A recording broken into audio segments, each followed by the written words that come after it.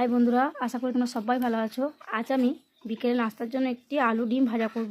এর জন্য দেখুন আলুগুলোকে গ্রেট করে নিয়েছি, পেঁয়াজ কুচু করে নিয়েছি, 2-4 কোয়া মতো রসুন কুচু করেছি, একটি কাঁচা লঙ্কা কুচু করে নিয়েছি, অল্প টমেটো কুচু করেছি আর সামান্য পরিমাণে নুন নিয়েছি। আমি ডিমটা ফাটিয়ে নেব প্রথমেই। এরপর একে একে আমি সব কিছু মিক্স করে নেব এর সঙ্গে।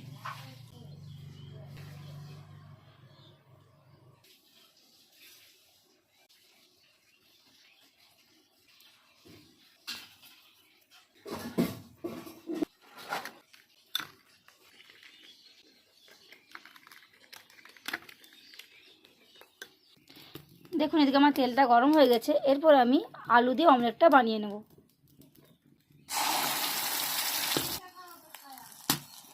কিন্তু বাচ্চাদের খুব প্রিয় অমলেট। দেখুন আমার ডিম ভাজাটা কমপ্লিট হয়ে গেছে আর কত সুন্দর নরম আর সফটও হয়েছে।